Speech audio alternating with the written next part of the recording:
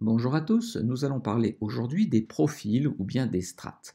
Les profils vont permettre d'analyser seulement les questionnaires qui répondent à un ou à une ou plusieurs conditions. Par défaut, jusqu'à présent, on a toujours étudié l'échantillon total, c'est-à-dire l'ensemble des questionnaires. On va essayer de créer des profils pour pouvoir n'étudier par exemple que les réponses données par les hommes ou que les réponses données par les CSP+, ou encore que les réponses données par les gens qui habitent la Provence. Alors, dans notre exemple de chaîne de télévision, j'aimerais savoir si l'aspect sympathique des animateurs euh, influe sur le fait que les gens regardent majoritairement France 2 d'après les réponses sur cette enquête. Alors, on se met sur l'onglet sympathie des animateurs, puisqu'on a déjà créé un graphique et un tableau basé sur cette thématique-là, et cela nous avait donné une moyenne de 6,3, avec un écart type, est-ce que je l'ai ici? Oui, de 2,1. Donc, en fait, la moyenne étant de 6,3, et l'écart type de 2,1, l'écart type n'est pas supérieur à 50% de la moyenne, cela veut donc dire que la moyenne a bien un sens. Les données ne sont pas complètement éclatées du début entre de 0 à 10, mais sont assez recentrées sur la valeur moyenne. Alors, faisons maintenant quelques petites modifications sur ce graphique. Je vais peut-être revenir sur le graphique, donc on retourne sur Options. Dans Options, on va aller essayer de cumuler les valeurs.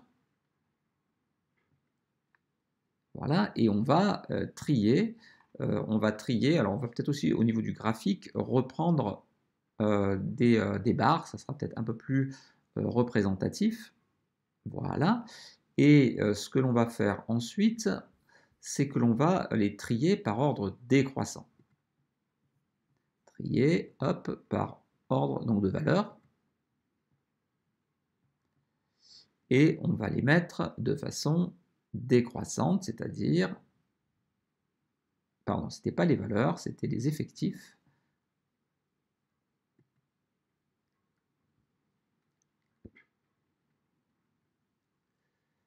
Alors, trier, non, pardon, ce sont les en-têtes de ligne, c'est-à-dire que je veux bien que ça parte de 0 à 10, mais par contre, je voulais les retourner, c'est-à-dire partir de 10 pour aller jusqu'à 0. Donc, il faut bien mettre trier sur l'en-tête de ligne. Les en-têtes, ce sont les modalités, mais par ordre décroissant, non pas de 0 à 10, mais de 10 à 0. Voilà, ceci étant fait, eh bien, on s'aperçoit que nous avons 53% qui ont mis une note supérieure, enfin égale à 7 ou supérieure à 7. Maintenant que l'on a cette information-là de façon générale, on va créer un profil, c'est-à-dire qu'on ne va plus regarder l'ensemble des questionnaires, c'est-à-dire les 453 réponses effectives que l'on voit ici, mais uniquement les réponses données par les gens qui déclarent regarder le plus souvent France 2. Donc, c'est là que l'on va aller dans l'onglet Avancé, sur Définir un profil. On clique sur la petite roue dentée. On va l'appeler ce profil France 2. Et on va sélectionner les réponses, donc uniquement pour lesquelles les gens estiment chaîne la plus regardée, donc ils estiment regarder France 2. Donc là, je ne prends que les questionnaires des gens qui regardent France 2. Je valide.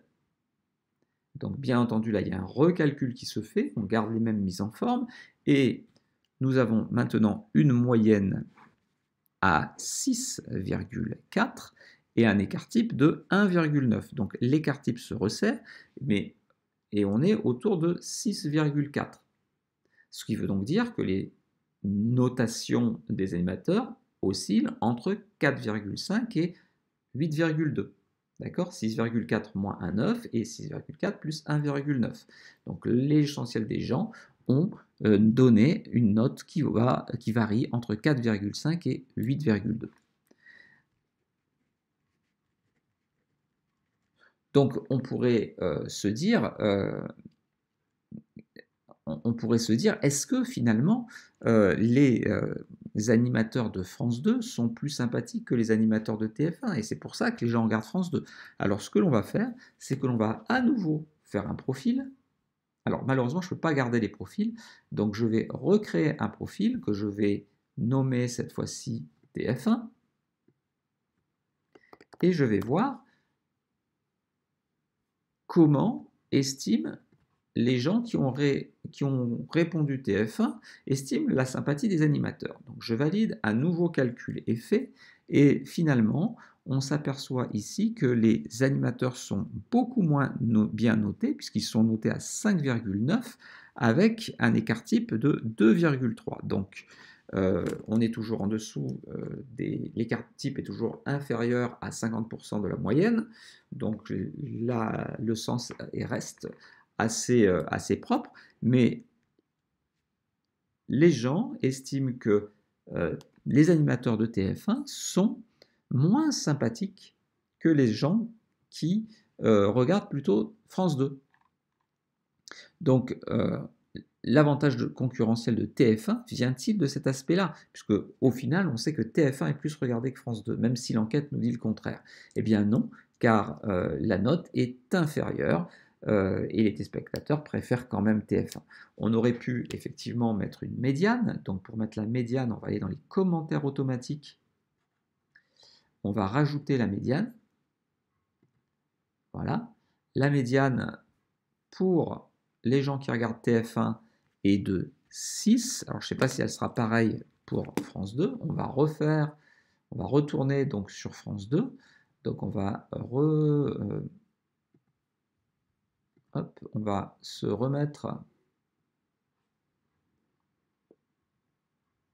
Voilà, on remonte. On va redéfinir un profil que l'on va renommer France 2. Il faut bien sûr regarder France 2. On enlève TF1. On valide. Et la médiane était de 6 pour TF1. Et là, la médiane est de 7. Donc vous voyez que d'après les répondants, les gens estiment que les animateurs de France 2 sont plus sympathiques que ceux de TF1. Et pourtant, au niveau national, les statistiques indiquent que les gens regardent plutôt TF1. Donc ce n'est pas pour ça que les gens regardent plus TF1. Voilà, donc j'espère que vous avez aimé cette vidéo. Alors surtout, vous pensez à enregistrer, hein, sinon on ne va pas garder ce que l'on a fait. Donc on enregistre. Si vous avez apprécié cette vidéo, eh bien n'hésitez pas à la liker. Pensez à vous abonner à la chaîne. Pensez également à commenter cette vidéo parce que je suis sûr que vous avez plein de choses à dire. Vous avez certainement des informations statistiques à donner qui me permettront d'enrichir cette vidéo. À très bientôt.